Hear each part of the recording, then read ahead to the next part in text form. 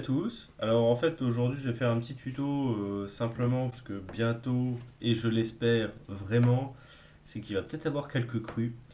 Quelques montées d'eau seraient la bienvenue pour pêcher un peu le silure. Là j'ai fait un petit tour cet après-midi en pêche à la verticale et honnêtement c'était mort. Bon si j'ai vu quand même 5 échos mais bon honnêtement j'en ai ras le cul. Je prépare un peu l'arrivée des crues en espérant qu'elles vont pas trop tarder. Et du coup, ben, pour les crues, je pêche énormément. En fait, un montage à fond, généralement soit en cassant, soit avec un gros plomb, avec un vif décollé simplement. Je vais commencer tout d'abord en fait à mettre un stop float. Ce stop float n'est pas obligatoire. Moi, c'est une sécurité. Enfin, je préfère l'avoir. C'est plus simple. Je vais vous expliquer pourquoi du comment après.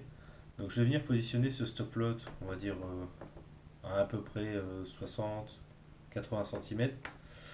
De là, je vais pouvoir venir faire passer donc, mon flotteur subaquatique. De là, il y a une forme fuséiforme, une petite forme on va dire de fusée. Et du coup, je vais pouvoir intégrer donc le, le flotteur qui va donner en fait le fait de remonter et qui va donner aussi des impulsions dans l'eau. De là, je vais venir rebloquer avec un stop float euh, ma ligne, enfin mon flotteur. Donc de là, un petit stop float, voilà, ici. Et alors ici, je vais pas serrer complètement le flotteur, de façon à ce qu'il va pouvoir en fait créer, qui va pouvoir bouger un peu en fonction du courant. Et de là, moi j'aime bien intégrer mon, mon petit, ma petite bille bruiteuse ici. J'aurais pu l'insérer avant, hein, c'est plus pour que vous voyez bien pourquoi.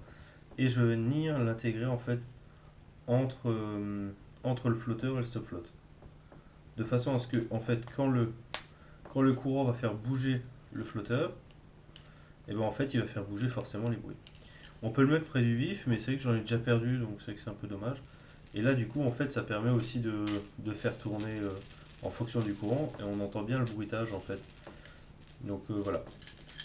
Donc ça c'est le début.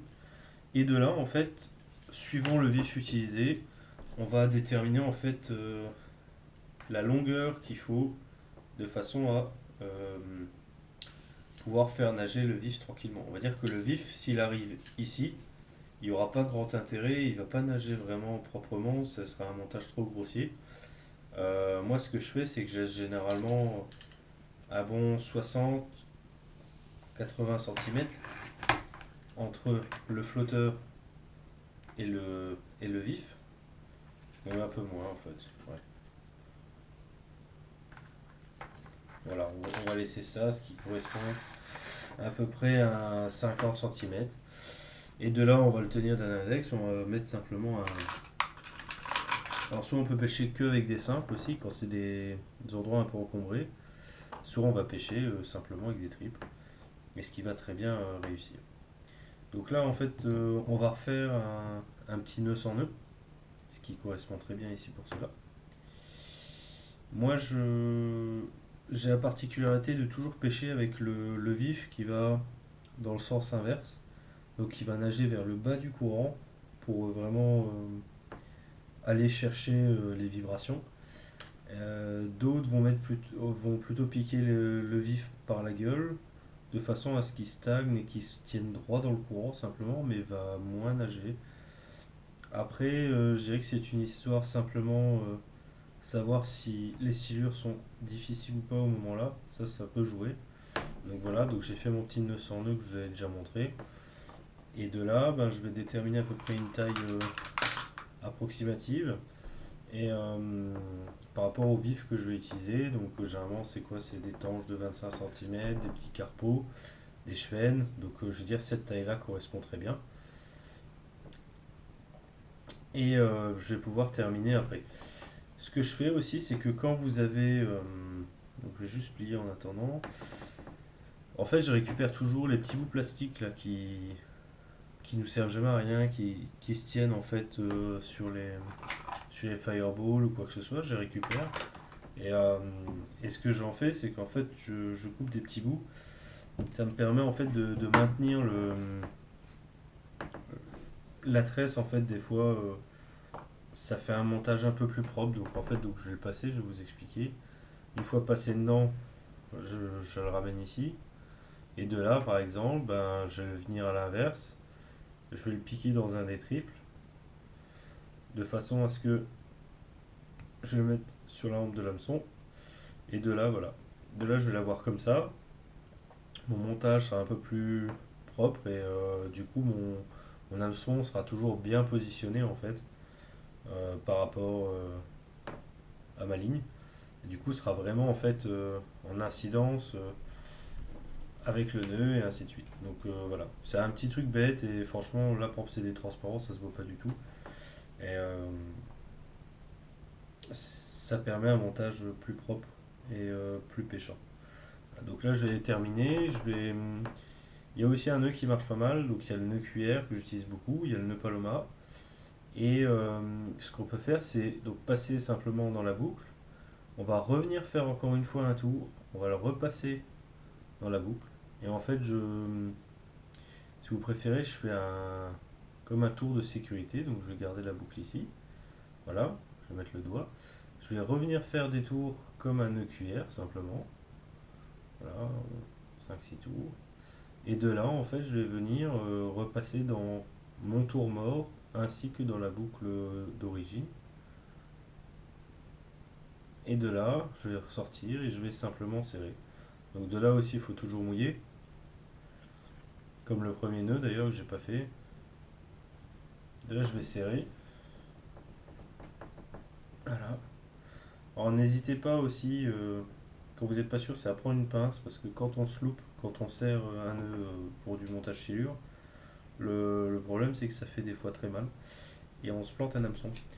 C'est tout bête, mais c'est c'est quelque chose qu'on peut ne pas louper. Donc là, je vais juste brûler l'extrémité. Voilà. Donc là, on va arriver avec un nœud assez simple qui sera bien droit. Mon deuxième, donc triple, où généralement la queue sera piquée. Et de là, on va arriver tout doucement donc au flotteur qu'on pourra bouger en fonction du courant. Et puis, parce que effectivement, plus le courant coulera doucement, euh, plus la distance entre le flotteur et le vif sera courte. Et plus il sera fort, plus on pourra laisser d'écart. Voilà. Donc à partir de là, ben, moi par exemple, je sais que je vais aller pêcher dans des endroits de 3 mètres, 4 mètres, et ben je vais m'arrêter là. Et en fait, cette longueur ici va déterminer un peu la hauteur du vif, quoi. Donc là, mon vif, s'il n'y a pas beaucoup de courant, au pire, il va monter à ce niveau-là. Donc ça va le décoller de 50 cm, ce qui fait pas énorme. Quand on fait le cumul, donc là, on va le mettre à plat comme s'il était. Voilà, donc il va monter à 50 cm. Mais ici, réellement, mon vif, même si le flotteur est haut, le vif peut descendre. Donc réellement, il va être décollé sans être décollé, quoi. Donc ce qu'on peut faire, c'est soit rapprocher, donc légèrement de. Là, j'ai décollé de 25 cm, de façon à ce que le flotteur puisse monter un peu plus, et le vif sera toujours décollé de 20 cm. Voilà.